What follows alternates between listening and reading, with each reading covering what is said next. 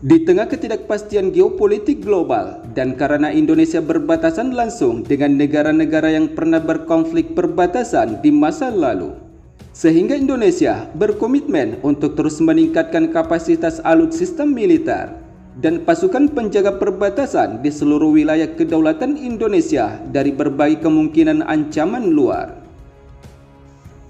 Namun peningkatan alutsista tempur dan adanya pembagian khusus dari para pasukan elit TNI, tentunya tidak hanya pasukan khusus Kopassus TNI Angkatan Darat saja yang memiliki jejak tempur menghadapi musuh-musuh mereka atau pengganggu wilayah kedaulatan NKRI. Sebab Komando Pasukan Katak atau Kopaska TNI Angkatan Laut yang merupakan salah satu satuan pasukan khusus di kubu TNI Angkatan Laut tidak kalah sangar dari satuan khusus Kopassus TNI Angkatan Darat. Hal itu didasari dari berbagai misi khusus yang pernah dilakukan oleh para pasukan terbaik TNI Angkatan Laut, baik di medan peperangan Timur-Timur dan hingga persitegangan di Kepulauan Blok Ambalat. Namun salah satu yang menjadi sorotan pemerintah dan masyarakat Indonesia saat ini, yaitu pengerahan 2 unit kapal perang dan pasukan elit Kopaska TNI Angkatan Laut Indonesia di Blok Ambalat, yang merupakan wilayah perbatasan Indonesia-Malaysia yang sering menjadi titik panas antar kedua negara sejak beberapa dekade lalu. Selain itu, penembakan terhadap 5 orang warga negara Indonesia dan maraknya kapal ilegal fishing berbendera Malaysia beberapa waktu lalu juga terus menjadi sorotan masyarakat Indonesia. Karena insiden tersebut dan atas dasar kedaulatan Indonesia di tengah potensi ancaman pelanggaran wilayah, kemudian TNI Angkatan Laut kembali menunjukkan ketegasannya dalam menjaga kedaulatan perairan Indonesia di wilayah perbatasan antara Indonesia dan Malaysia. Dalam menjaga wilayah kedaulatan maritim Indonesia, kemudian Komando Koarmada II tidak tanggung-tanggung dengan mengerahkan 2 unit kapal perang siap tempur dengan dibekali berbagai sistem persenjataan. KRI Oswal Siahaan 354 dan KRI Ajak 653 TNI Angkatan Laut ini dikerahkan untuk melakukan patroli ketat di perairan Blok Ambalat dan sekaligus memantau berbagai pergerakan di kawasan perbatasan yang kerap menjadi titik panas antara Indonesia dan Malaysia. Sementara di sisi lain, selain pengerahan 2 unit kapal perang siap tempur TNI Angkatan Laut Indonesia ke wilayah perairan Blok Ambalat, salah satu yang juga menjadi perhatian yaitu ketegangan kapal perang Indonesia dan kapal perang Malaysia di tahun 2005 lalu, di mana saat itu marinir TNI Angkatan Laut menghalau gangguan dari pihak tentara Malaysia pada tahun 2005 lalu karena terjadi krisis perbatasan antara kedua negara. Namun karena wilayah konflik perbatasan di antara Indonesia dan Malaysia terjadi di wilayah Laut Maritim Indonesia di Blok Ambalat, sehingga hal tersebut yang membuat pasukan khusus Kopaska TNI Angkatan Laut harus turun tangan menghalau para pasukan dan kapal perang Malaysia. Menurut salah satu sumber nasional Indonesia, dengan mengutip dari buku Kopaska Spesialis Pertempuran Laut Khusus, Kopaska TNI Angkatan Laut Indonesia saat itu bergerak untuk mengusir pihak Malaysia yang berusaha mengganggu pembangunan mercusuar Karang Unara yang merupakan wilayah kedaulatan Negara Kesatuan Republik Indonesia.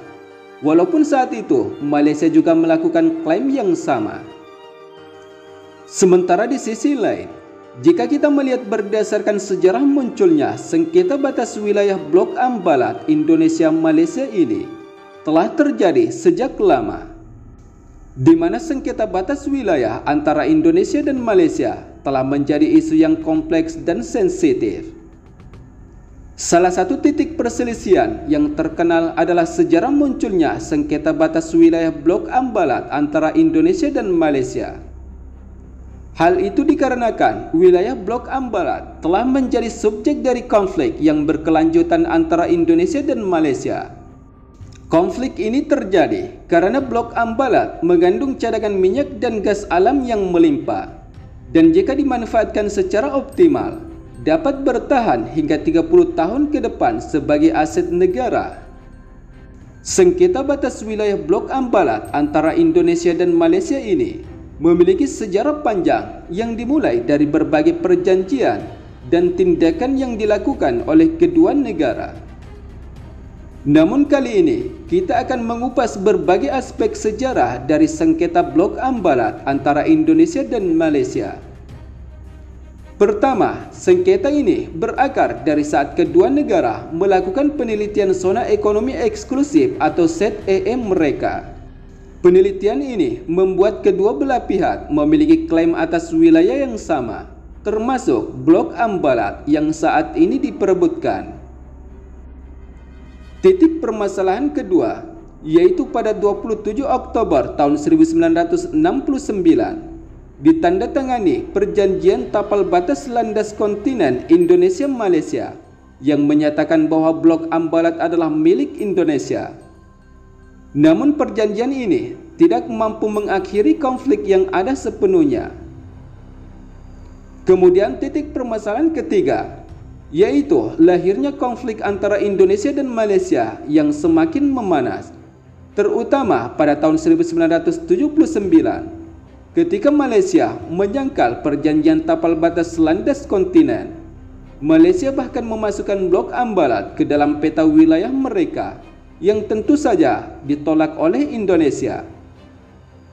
Kemudian titik permasalahan keempat, yaitu penyelesaian konflik pada tahun 2009.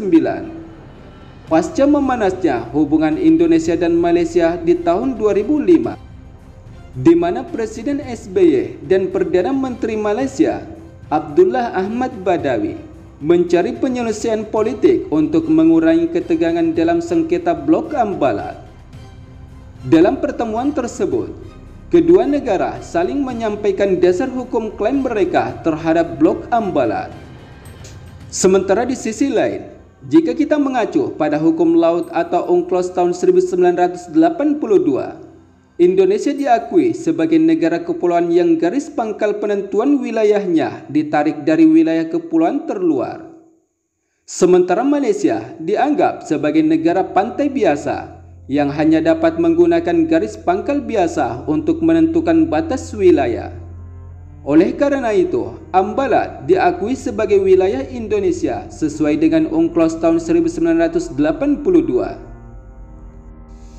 Namun meskipun telah ada upaya penyelesaian dari konflik perbatasan Indonesia-Malaysia, isu ini tetap menjadi titik gesek yang perlu terus diperhatikan dalam hubungan bilateral Indonesia-Malaysia. Hal itu karena Malaysia adalah merupakan negara yang sudah beberapa kali mengklaim dan hingga menguasai sepenuhnya beberapa pulau milik Indonesia, di mana selain Pulau Sipadan dan Pulau Ligitan yang berhasil diklaim hingga menguasai sepenuhnya wilayah tersebut, ternyata Malaysia adalah negara yang ketiga kalinya secara berturut-turut berhasil membuat Indonesia kehilangan beberapa titik wilayah secara perlahan-lahan. Misalkan saja Blok Ambalat yang merupakan wilayah kedaulatan Indonesia yang sangat luas berhasil diklaim sepihak dan beberapa titik dikuasai oleh Malaysia hingga saat ini. Blok Ambalat yang kaya akan cadangan sumber daya alam yang diperebutkan antara Indonesia dan Malaysia ini adalah merupakan sebuah wilayah yang terletak di Selat Makassar dan Laut Sulawesi, di mana wilayah yang diperebutkan ini memiliki luas yang mencapai 15.235 km persegi dan jauh lebih berharga jika dibandingkan dengan wilayah Pulau Sipadan dan Laut Ligitan yang berhasil dikuasai oleh Malaysia. Seperti yang kita ketahui, Blok Ambalat sendiri adalah merupakan wilayah yang memiliki aset kekayaan negara paling berharga dari kedua pulau yang berhasil dikuasai oleh Malaysia. Sebab wilayah tersebut kaya akan sumber daya alam ikan dan migas. Namun dengan segala cara, hingga saat ini, beberapa titik tertentu di wilayah tersebut masih berhasil dipertahankan oleh Indonesia. Salah satunya adalah dengan terus melakukan penjagaan dan juga operasi penyisiran beberapa titik wilayah sengketa perbatasan antara kedua negara, agar militer Malaysia tidak datang dan membuat kekacauan atau melakukan aksi provokasinya di wilayah Blok Ambalat yang secara hukum internasional atau UNCLOS tahun 1982 diakui sebagai wilayah hak berdaulat Indonesia.